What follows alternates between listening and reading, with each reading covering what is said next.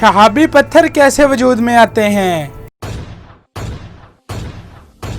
मुमकिन है कि निज़ाम शमसी के वजूद में आते ही इनकी भी तश्कील हो गई हो, या वो मरीख और छोटे खलाई जिसाम के आपस में तसादुम के नतीजे में पैदा होने वाला मलबा हो। ज़मीनी फ़िज़ा में दाखिल होते हुए इनकी कम अज़ कम रफ्तार 6.9 मील या 11 किलोमीटर फी सेकंड होती है, जो इन देखते हुए टुकड़ों की टूट फूट के दौरान उन्हें चमक दमक अता करने के लिए काफी होती है। हर साल हजारों शहाबिये जमीनी फिजा में दाखिल होते हैं, लेकिन उनमें से बमुश्किल चंद एक ही जमीन तक पहुंच पाते हैं। तकनीकी तौर पर सिर्फ वही सियारचे शहाबी पत्थर कहलाते हैं जो बिल आखिर जमीन से टकराने में कामयाब हो जाते हैं। सबसे बड़ा शहाबी पत्थर जो आज तक जमीन पर गिरा वो लोहे का था और उसका वजन तकरीबन 65 टन था। ये ज़माना कदीम कबल अज़ तारीख के दौरान गालिबन नमीबिया में गिरा, जो कि जनूब मगरबी अफ्रीका में वाक़या है।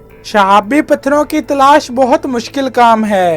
हाल ही में साइंसदान शुमाली और जनूबी बर्फानी इलाकों में उन्हें तलाश करते रहे हैं, जहां उन्हें ढूंढ निकालना निस्बतन आसान है। उन सितारों और ख़ुसूसन चांद पर जहां उनकी कोई अपनी फ़िज़ा वजूद नहीं रखती, ये शहाबिये गैर मामूली कुव्वत के साथ और अनगिनत तादाद में गिरते रहते हैं। एक अंदाजे के मुताबिक हमारे अपने चांद पर तकरीबन 1 मील यानी 2 किलोमीटर से ज्यादा कतर के 30 लाख के करीब गड़े मौजूद हैं, जो उन शहाबियों के गिरने के नतीजे में बने। लेकिन जमीन पर ऐसे गड़े बहुत नायाब हैं, क्योंकि जमीन की फिजा इन शहाबियों की रफ्तार न सिर्फ कम करती है, बल्कि उनके खिलाफ मुज़ाहमत करते हुए उन्हें अक्सर जला भी देती है।